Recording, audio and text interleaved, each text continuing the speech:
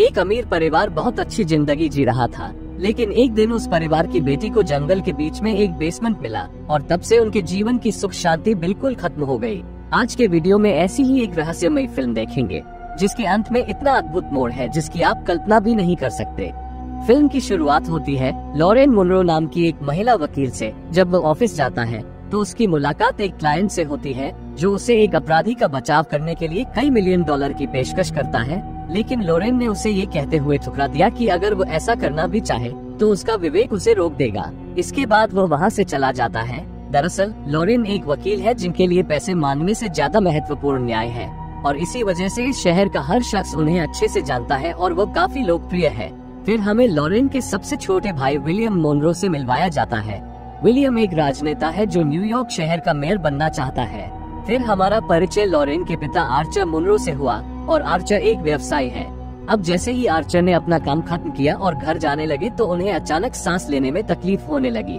वो किसी तरह अपनी कार में बैठने में कामयाब रहे, लेकिन घर पहुंचने से पहले ही उनकी मौत हो गई। दूसरी ओर उसी समय लॉरेन एक प्रेस कॉन्फ्रेंस में व्यस्त होती है, लेकिन तभी एक रिपोर्टर उसके पिता की अचानक मौत की खबर देता है, जिससे लॉरेन पूरी तरह से चुप हो जाती है। उसे समझ नहीं आ रहा कि यह कैसे संभव है, क्योंकि उसके पिता बिल्कुल स्वस्थ व्यक्ति थे। इसलिए उन्होंने तुरंत ये प्रेस कॉन्फ्रेंस रोक दी और अपने घर वापस चले गए। कुछ देर बाद इस परिवार का हर सदस्य शोक मनाने के लिए एक जगह खड़ा होता है, जहां लॉरेन, विलियम और उनकी मां कैथरीन भी खड़ी होती है। और उसी समय लॉरेन के पति स्कॉट और उनकी इकलौती बेटी क्लेयर सभी स्तब्ध रह गए। अब जब ये सब खत्म हो गया तो भाई बहन को अपनी पुरानी यादें याद आने लगी। उदाहरण के लिए उनके पिता हमेशा लॉरेन को शतरंज खेलना सिखाते थे और हमेशा उनसे कहते थे कि जीवन शतरंज के खेल की तरह है। इस मोनरो परिवार के वकील हेरोल्ड ने सबके सामने घोषणा की कि आर्चर ने एक वसीयत बनाई है। इस वसीयत के अनुसार उनके पिता की कंपनी सीईओ कैथरीन और विलियम को $20 मिलियन की संपत्ति का हिस्सा मिलेगा और लॉरेंस को मिलेगा केवल $1 मिलियन और बाकी बचे $50 मिलियन पुलिस और मेडिकल स्कूलों को दान कर दिए जाएंगे। अब इन बातों की घोषणा करने के बाद हेरोल्ड लॉरेन से अकेले में बात करता है और उसे एक कागज का लिफाफा देता है और उसे बताता है कि उसके पिता मरने से पहले उसके लिए ये लिफाफा छोड़ गए थे। लॉरेन उत्साहपूर्वक लिफाफा खोलती है और खम के अंदर एक पेन ड्राइव और एक चाबी पाती है। उसी समय उन्होंने अपने लैपटॉप में पेन ड्राइव एक्टिवेट की और देखा कि इस पेन ड्राइव में उनके पिता का एक वीडियो रिकॉर्ड किया गया था। वीडियो में उसके पिता उससे कहते हैं कि वो इतने समय से उससे एक बड़ा सच छिपा रहा है, इसलिए वो उससे माफी मांगती है। साथ ही उसे ये भी बताती है कि जंगल में एक बंकर है और उसे उस बंकर में जाकर वहाँ का सच्चाई सबके सामने बता देनी चाहिए। ये सुनकर लॉरेन एक पल के लिए चुप हो जाती है और वो तुरंत उस लोकेशन पर चली जाती है। उसे जंगल में एक पुराना बंकर दिखाई देता है और वो गंदगी से भरा हुआ है। लॉरेन गंदगी हटाती है और अपने पिता द्वारा दी गई चाबी से बंकर का ताला खोलती है। उसकी नजर ढक्कन के नीचे एक सीढ़ी पर पड़ती है। वो डरते हुए सीढ़ी में प्रवेश करता है और अंदर एक बेसमेंट पाता है। अब जब वो अंदर का दरवाजा खोलती है तो देखती है कि एक आदमी अंदर फंसा हुआ है और एक मजबूत लोहे की जंजीर से बंधा हुआ है। लॉरेन उस आदमी को अच्छी तरह से देखने की कोशिश करती है, लेकिन उसी समय वो आदमी हिल जाता है। इससे लॉरेन चिल्लाती है और तुरंत बाहर निकल जाती है। अब जब लॉरेन घर पहुंचती है तो वह मदद के लिए पुलिस को बुलाने की योजना बनाती है, लेकिन उसी समय उसका भाई आ जाता है और वो उससे पिछले दिन की संपत्ति के बंटवारे के बारे में विलाप करते हुए कहता है, मैं समझता हूँ कि आपको इतनी सारी संपत्ति में से $1 मिलियन दिए गए हैं, जो बहुत कम है। इसलिए विलियम ने लॉरेन से कहा कि वो उसे अपने $20 मिलियन में से आधा हिस्सा दे देगा, लेकिन लॉरेन ने इनकार कर दिया। उनका कहना है कि पैसा उनके लिए सब कुछ नहीं है। अब जब रात हो गई है, लॉरेन के पति स्कॉट ने लॉरेन के चेहरे पर चिंतित भाव देखा और उससे पूछा कि क्या वो ठीक है। लॉरेन का कहना है कि वो बिल्कुल ठीक है और कुछ समय अकेले बिताना चाहती है। लॉरेन को तब अपने घर की एक तस्वीर याद आती है जब वो एक बच्ची थी, जिसमें उसके पिता उसे अपनी बाहों में पकड़े हुए थे। और इस तस्वीर को देखकर उन्हें अपना अतीत याद आ जाता है, जब एक बार उनका अपने पिता से झगड़ा हो गया था। और इस झगड़े का कारण ये था कि उसके पिता चाहते थे कि उनकी बेटी उनके कुछ अमीर दोस्तों के केस को डिफेंड करे, लेकिन लॉरेन ने अपने पिता को अस्वीकार कर दिया, क्योंकि वो कभी भी पैसे के लिए किसी अपराधी का बचाव नहीं करेगी। अगली सुबह उसने योजना बनाई, वो फिर से उस बंकर में जाएगा और इस बार वो अपने साथ बंदूक ले गया।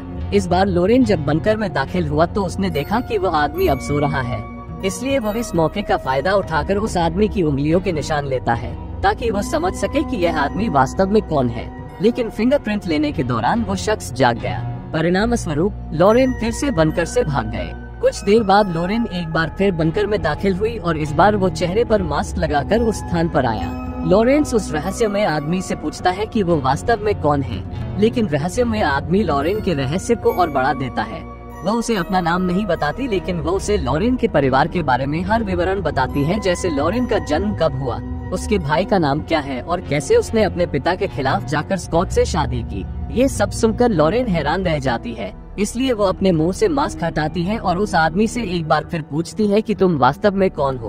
वो आदमी इन शब्दों का उत्तर नहीं देता, बल्कि उनका कहना है कि वो यहाँ इतने लंबे समय से कैद है कि उन्हें ऐसा लगता है जैसे वो उनके परिवार का सदस्य बन गए हैं। फिर वो आदमी लॉरेन से कहता है कि मुझे लगता है कि तुम एक अच्छे इंसान हो, अगर आप ऐसे ही हो तो मुझे यहाँ से बाहर निकालो और इन जंजीरों को खोल दो। लॉरेन ने उसे समझाया कि वो उसकी मदद जरूर करेगी, लेकिन उससे पहले ये जानना जरूरी है कि यहाँ क्या हो रहा है। लेकिन रहस्यमय आदमी उसे एक भी शब्द का उत्तर नहीं देता। इसके बजाय वो उससे उसे कुछ खाना देने का अनुरोध करता है। ये सुनने के बाद लॉरेन उसे धमकी देती है कि वो उसे यहीं बंद कर देगी और फिर से चली जाएगी, लेकिन वह आदमी उससे कहता है मुझे पता है कि तुम ऐसा नहीं करोगे क्योंकि तुम एक अच्छे इंसान हो। लॉरेन को एहसास हुआ कि यह धमकी काम नहीं करेगी, इसलिए वो ऐसा करने का फैसला करती है। वो उस आदमी की हर मांग मानेगी। अब लॉरेन घर लौटती है और उस फिंगरप्रिंट का प्रिंट आउट निकाल लेती है और इस जांच का जिम्मा अपनी जासूसी दोस्त एमिली को सौंपती है। फिर लॉरेंस वो सब कुछ खरीद लेता है जो रहस्यमय आदमी खाना चाहता था। लॉरेन ये सारा खाना लेकर वापस बंकर के अंदर चला गया। अब कई सालों के बाद इतना अच्छा खाना खाकर बंदी आदमी बहुत खुश हुआ और उसकी आंखों से आंसू भी निकल आए। अंत में लॉरेन उसे चॉकलेट का एक पैकेट देती है, जिसे देखकर बंदी काफी इमोशनल हो जाता है।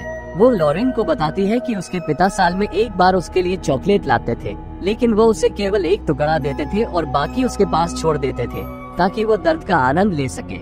ये बातें कहने के बाद वो आदमी अंततः अपना नाम मॉर्गन ओनर बताता है।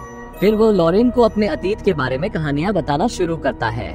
उन्होंने कहा करीब 30 साल पहले वो आर्चर से पहली बार मिली थी और मुलाकात के कुछ समय बाद ही वे अच्छे दोस्त बन गए, क्योंकि उन दोनों में बहुत सी समानताएं थी। जैसे वे दोनों कैमलिन पसंद करते थे और समान रूप से उन दोनों के मन में अहंकार था और वे दोनों लड़कियों के साथ समय बिताना पसंद करते थे। इस वजह से वे कुछ ही समय में अच्छे दोस्त बन गए और वो आर्चर का बिजनेस पार्टनर भी बन गया। एक दोपहर उन दोनों ने बहुत ज्यादा शराब पी ली और जब उन्होंने घर की यात्रा शुरू की तो बीच सड़क पर उनकी एक बड़ी दुर्घटना हो गई, जिसके परिणाम स्वरूप सड़क पर एक पैदल यात्री की मौत हो गई। मॉर्गन ने तुरंत पुलिस को बुलाने की मांग की, लेकिन आर्चर उसे समझाता है कि अगर कोई शव नहीं है तो अपराध का कोई सबूत नहीं होगा, और यह कहते हुए उसे पुलिस बुलाने से मना किया। फिर वो शव को पास के जंगल में दफना देता है। मॉर्गन फिर भी इसका विरोध करता है, इसलिए आर्चर ने मॉर्गन के सिर पर भी वार किया और उन्हें इस बंकर में फंसा दिया। मॉर्गन ने ये भी खुलासा किया कि आर्चर का सोफिया नाम की लड़की के साथ अवैध संबंध था। अब लॉरेन को इस बात पर एक भी बात पर यकीन नहीं हो रहा है, इसलिए मॉर्गन ने उसे सोफिया का पता दिया ताकि वो खुद इसकी जांच कर सके। वो ये भी सुझाव देता है कि वो अपने पारिवारिक वकील हेरोल्ड से बात करे, क्योंकि वो इसके बारे में सब कुछ जानता है। अब ये सब सुनकर लॉरेन को कुछ समझ नहीं आता, इसलिए वो किसी तरह बंकर से बाहर निकलती है और खुद को शांत करती है।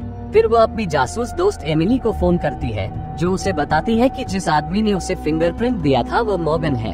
फिर वो मॉर्गन द्वारा दिए गए पते के अनुसार सोफिया के घर पहुंचता है। लॉरेन पहले मॉर्गन की बातें बताती है और पूछती है कि क्या वे सच है। सोफिया एक शब्द में कहती है, हाँ, ये सारी बातें सच है।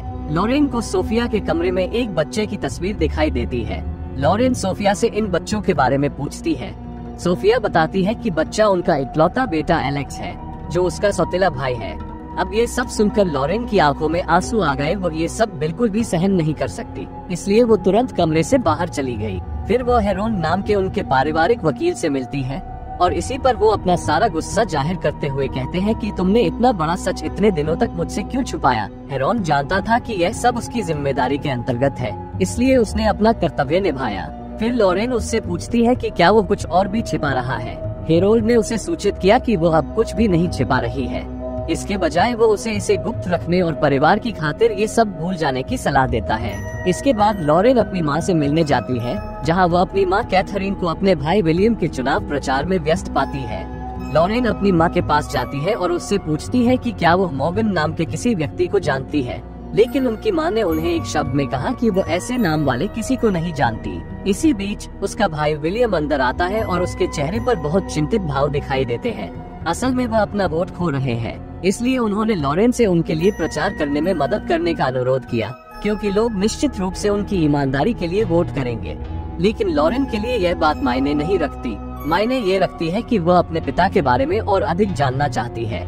इसलिए वो वापस बेसमेंट में चला गया। अब वो मॉर्गन से पूछता है कि उन्होंने दुर्घटनावश पैदल यात्री की हत्या कहाँ की थी।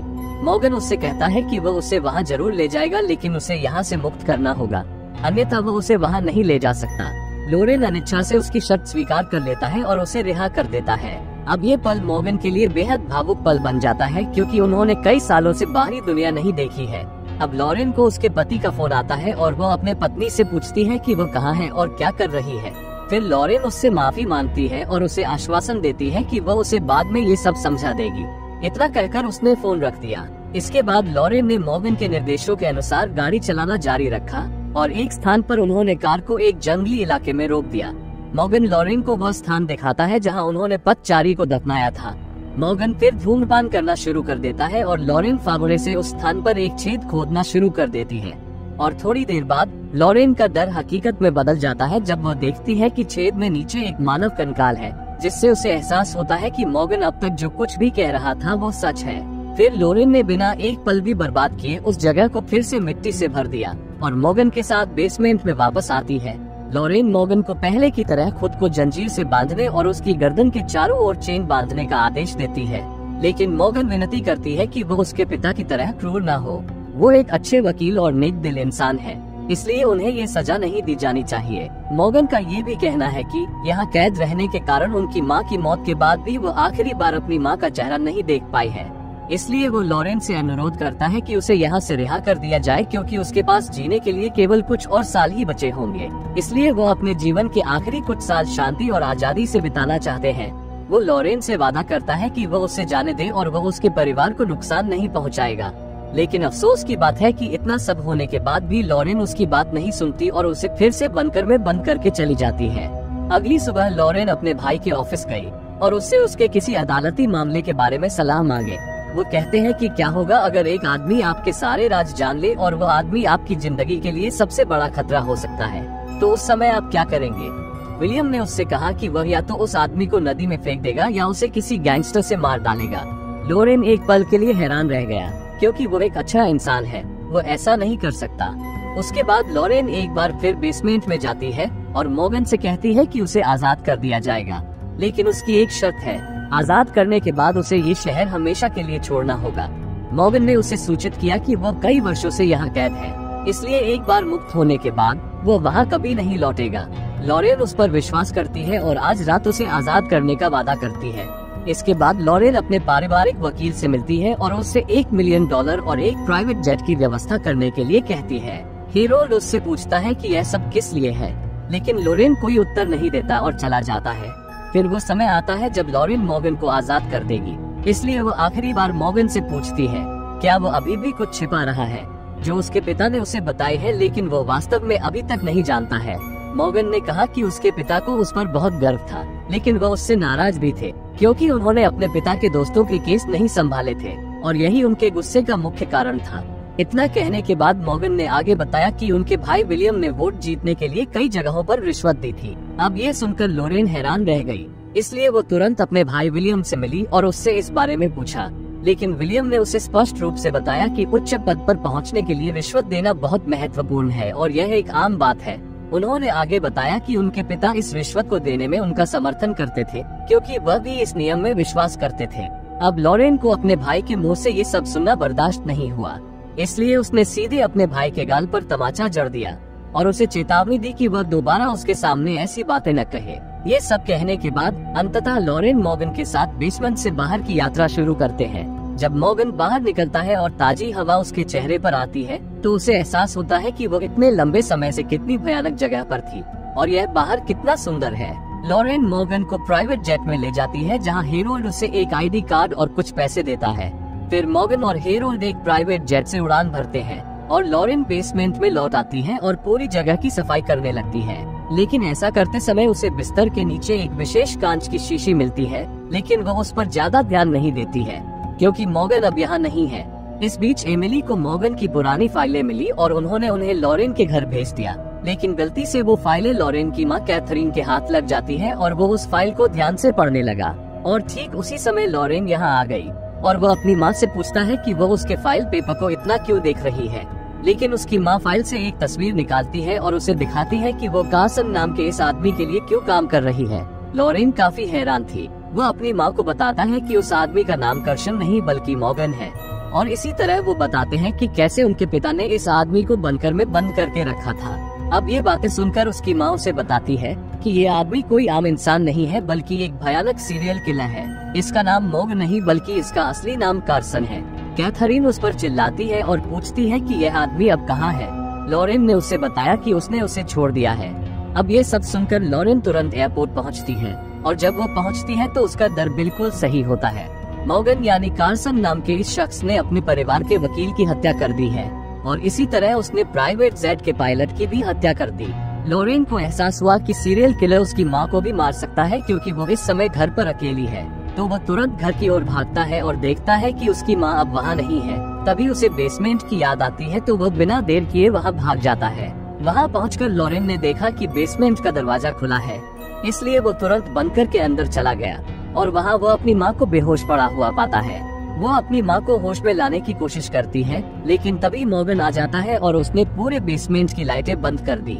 फिर वो लॉरेन पर हमला करता है और उसे उसी तरह से बांध देता है जैसे उसे यहाँ कैद किया गया था। अब जब लॉरेन को होश आया तो उसे पता चला कि उसके पिता की मौत बीमारी से नहीं बल्कि जहर से हुई थी और यह जहर उसे मॉर्गन ने दिया था जो इसी तहखाने में बिस्तर के नीचे था। तब मॉर्गन ने उसे 30 साल पहले की असली सच्चाई बताई। दरअसल उस दिन मॉर्गन और आर्चर के एक साथ ड्रिंक करने के बाद मॉर्गन जानबूझकर कैथरीन के साथ बुरा व्यवहार करते हैं और जबरन उसके साथ अंतरंग होते हैं। और जब भी आर्चर को इस घटना के बारे में पता चलता है, उसने मॉर्गन को बंदी बनाने के लिए तुरंत तहखाने की ओर यात्रा शुरू कर दी। लेकिन मॉर्गन ने बीच सड़क पर ही आर्चर से लड़ाई शुरू कर दी, जिसके परिणाम स्वरूप उनकी कार एक पैदल यात्री से टकरा गई और उस व्यक्ति की मौके पर ही मौत हो गई। और फिर आर्चर नहीं बल्कि मॉर्गन ने शव को दफनाया था। तब भी मॉर्गन ने आर्चर से कहा कि वो इसका सारा दोष उसी पर मढ़ देंगे। स्वाभाविक रूप से ये शब्द सुनकर आर्चर और भी क्रोधित हो गए, इसलिए वो तुरंत अपनी इच्छानुसार मॉर्गन की पिटाई करता है और फिर उसे तहखाने में बंद कर देता है। अब ये सब घटना सुनने के बाद लॉरेन काफी डर गई है और डरते डरते वह मॉर्गन से कहता है कि वह उसके लिए केस लड़ेगा और उसे निर्दोष साबित करेगा, इसलिए वह अपने परिवार को जाने दे। लेकिन मॉर्गन उससे कहता है कि वह कोई सौदा नहीं करना चाहता। वो जो चाहता है वो उसके पूरे परिवार को नष्ट कर देना चाहता है। वो इन गुप्त घटनाओं को सबके सामने फैलाकर उनके परिवार की इज्जत खराब कर देगा। इस सब के बाद मॉर्गन उसे एक छिपा हुआ सच बताता है जिसे सुनकर लॉरेन अवाक रह जाती है। उन्होंने खुलासा किया कि लॉरेन के असली पिता आर्चर नहीं है बल्कि मॉर्गन खुद उनके पिता हैं। अब तक कैथरीन को होश आ चुका था और बिना एक पल भी बर्बाद किए हाथ में बंदूक लेकर उसने मॉर्गन के सिर में गोली मार दी। परिणाम स्वरूप मॉर्गन की वहीं मृत्यु हो गई और आखिरकार इन माँ बेटी ने पूरे बंकर में पेट्रोल फैला दिया और फिर बंकर में आग लगा दी ताकि मॉर्गन जैसा भयानक आदमी और उसकी याददाश्त न बचे। और ये फिल्म यहीं खत्म हो जाती है।